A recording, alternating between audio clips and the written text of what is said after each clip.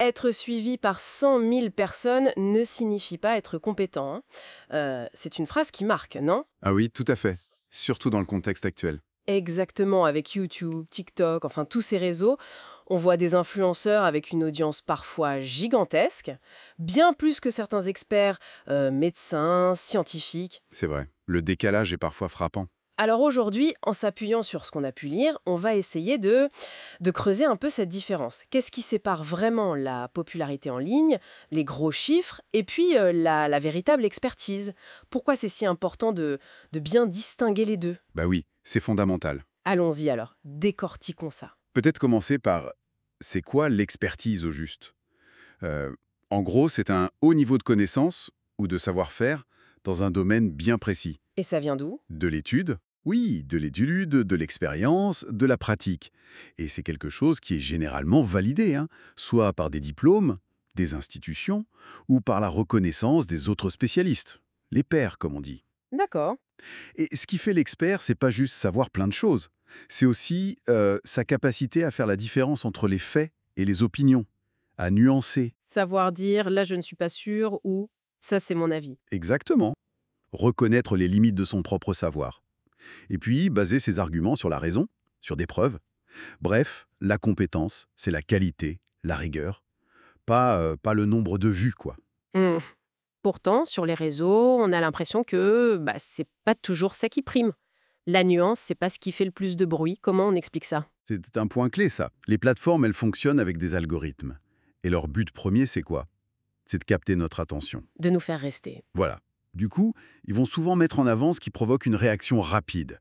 Le contenu court, chargé en émotions, les avis très très tranchés. Voir la polémique. Oui, parfois même le scandale. Donc quelqu'un qui est très charismatique ou très provocateur peut rassembler une audience énorme. Même sans être vraiment calé sur le sujet? Précisément. La logique, c'est celle de l'engagement, de la captation d'attention, pas de la validation du savoir. Et ça peut créer une illusion, j'imagine. Exactement. Une illusion de compétence. On tombe vite dans le piège du biais de popularité. Si autant de monde l'écoute, c'est qu'il doit savoir de quoi il parle. Et si en plus ils disent qu'on a envie d'entendre? Alors là, oui, le fameux biais de confirmation.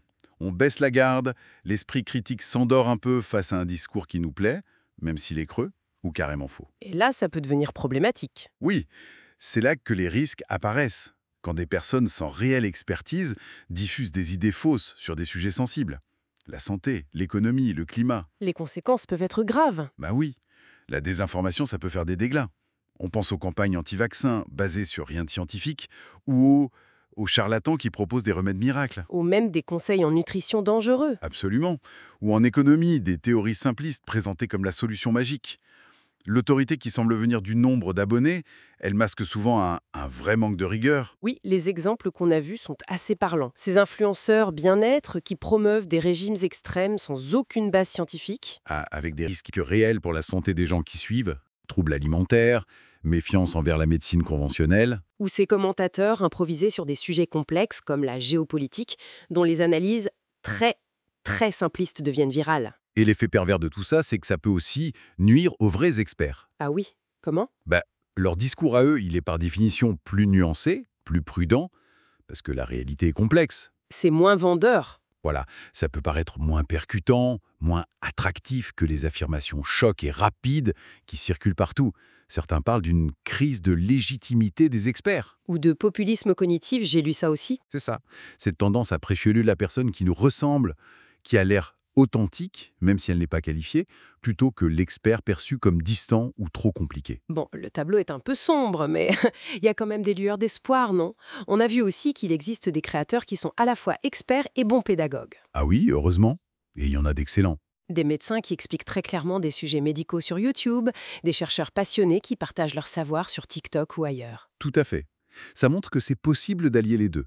L'expertise solide et la capacité à la transmettre. Oui, Et ça souligne à quel point c'est crucial de développer l'esprit critique de chacun. L'éducation aux médias, c'est fondamental. apprendre à repérer les signes de fiabilité. Exactement.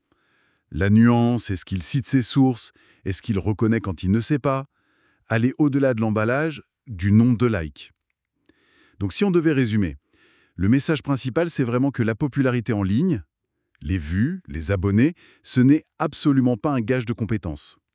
La vraie expertise, elle se mesure à la rigueur, aux preuves et souvent à une certaine humilité intellectuelle.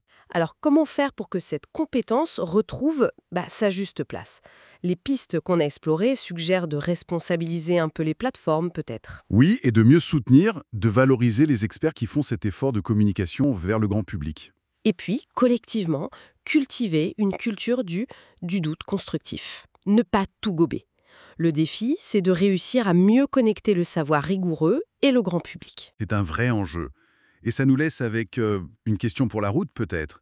Dans ce flot continu d'informations, euh, comment chacun d'entre nous peut aiguiser ses propres outils pour évaluer la crédibilité, au-delà des chiffres d'audience et du charisme?